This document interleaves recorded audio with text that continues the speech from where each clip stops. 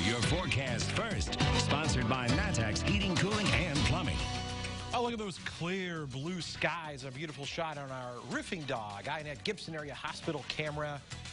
A nice day, but it's still pretty chilly out there tonight. We've got the clear skies, as you can see. But take a look at our temperatures that are only in the mid-20s right now. It's going to be a cold night, with readings actually dipping down maybe in a few areas to some single digits. So if you're heading out and about tonight, be on the lookout as our temperatures fall quickly to the upper teens by 11 o'clock. I'll show you just how low we're headed, then how we turn it around. We're going to warm things up 40 degrees warmer than what tomorrow is going to be. We'll show you when to expect that when we come back. WCIA 3 News starts right now. Now from WCIA 3 News. A baby is in intensive care. A father arrested. What police say he searched for on his phone that would incriminate him. Plus swastikas, white supremacy, and hate group propaganda found on a campus in central Illinois. What the university says will happen to the student who put them there. And deputies were called to a school bus stop this morning. What they found when the bus pulled up. You're watching your local news leader. This is WCIA 3 News at 5. Good evening, I'm Paul Cicchini. And I'm Jennifer Roscoe. We start tonight with some disturbing accusations against a man from Macon County. His 2-month-old son is in the hospital, and doctors say he may not live. Deputies say 31-year-old Seth Nashlin took the baby to the hospital last week. Doctors said the child has new and old brain fractures, fractured ribs, burns, and bruising. An affidavit says Nashlin told staff they might be related to the family's dog walking on the baby or his 3-year-old daughter falling on him. He also said bathwater could have burned him. When deputies interviewed him, they say he admitted he got frustrated and shoved the child, causing his head to hit a TV stand. They say he accidentally shut off the cold water during his bath. The affidavit also shows Nashlin searched on his phone, "How long do you go to jail for infant abuse?" Nashlin is being charged with the aggravated battery to a child. Tonight at 6, what Nashlin told police in a second interview and what he says he lied about. White supremacist propaganda was found at Eastern Illinois University. Several students found pamphlets and flyers with swastikas and the phrase white power. WCIA 3's Andy Olson's live in the newsroom tonight. So Andy, what is the school doing about it today? Paul, police are continuing to investigate to try and find the source of these materials. They were left lying around parts of campus. Students say a lot of them were found around the university's Greek court. The school says the flyers were also promoting affiliated hate groups. EIU has already come out against those kinds of materials on campus. University President David Glassman sent an email to the student body last night. In it, he condemned the behavior and urged people with information to come forward. One student says the news was surprising to her, and she's happy the school's not standing idly by. If they didn't, I guess more people would feel like it would be comfortable for them to do it instead of them not pushing the issue. So it was good that they talked about it. But she says most of her friends and her are just as angry about it showing up on their campus. The university says if they find the people involved in putting the materials around campus, they will pursue them to the fullest extent of Illinois law. Live in the newsroom, Andy Olson, WCIA 3, your local news leader.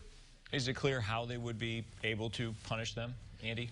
Well, they said that it may also be university policy how they punish them. It depends on who the people are putting out the materials on their campus. All right, Andy, if you get an update, let us know. Thanks. A protest is planned tonight outside CAM's, a popular U of I bar. A group of students organizing the protest say it's because of leaked screenshots of a group chat between employees that contain racist comments. The messages were shared on social media and quickly spread, creating backlash from angry students. One message from an employee in the chat called Hispanic customers rowdy. Another said they were cheap, broke, and could not afford a beer at the bar. We reached out to CAM's management for a comment. Their statement said the worker had been fired and that CAM's had no knowledge of this private chat and that they sincerely apologize for the offensive nature of those remarks and it will not be tolerated. Now, more than 100 people have shown interest in going to the protest on Facebook. The organizers say they want to, quote, stand up for each other and be strong. It starts at 7.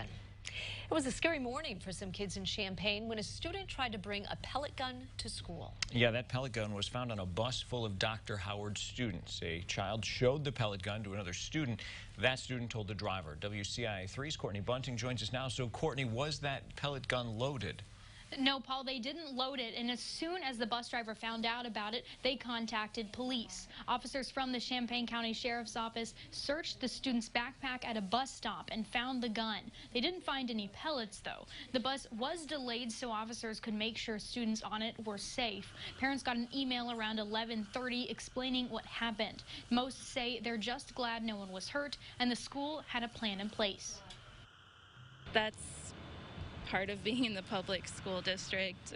There's always that risk, but I do feel like the school has a good plan in place. I know that the kids practice Alice drills, and they have a plan, and my kids know what to do in case of somebody bringing a weapon to school. Another parent I talked to said they were happy the school was quick to contact parents about this. In the past, they say the district has taken too long to let parents know what was going on.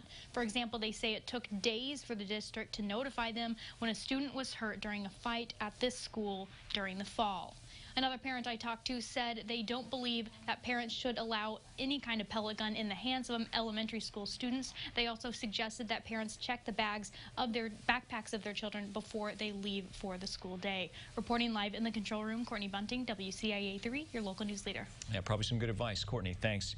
Now, that fight that was referenced by Courtney there, that student who was hurt in the fall was injured during what the school called play fighting. However, her family said the student was attacked. That fight left the 10-year-old with a deep gash on her stomach. Police ruled the injury to be accidental and that it came from a latch on the bathroom stall door. In other news, Danville police are investigating an armed robbery. It happened at the Family Dollar off Main in Edwards last night. Employees say 4 men wearing ski masks came in. One had a gun. They took cash, cigarettes, and cigars before leaving. If you have any information, you're asked to call police or Crime Stoppers. 2 Champaign County teenagers are facing charges after police say they led them on a chase in a stolen car. 19-year-old Devlon Miles and 18-year-old Vion Hunt were arrested Tuesday. Police say they stole the car and had a stolen weapon with them. Video shows a police chase with several squad cars. Authorities say Vermilion County officials warned Champaign County law enforcement they were pursuing a stolen vehicle across county lines. A St. Joseph man is facing federal prison time for child pornography, but how much time he'll spend behind bars still isn't known.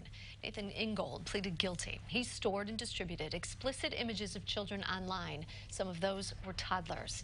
Ingold was supposed to be sentenced earlier this month. Court documents say officials are still in the process of submitting the pictures Ingold stored to the National Center for Missing and Exploited Children. From there, any victims identified will be notified about the charges against him. That way they have a chance to speak at his sentencing. A date for that hasn't been set. If you use a weather radio, we have a warning for you why you could be out of luck this severe weather season. Plus, people will do a lot to get their hands on a Chick-fil-A sandwich, why some even braved the cold in this line for one.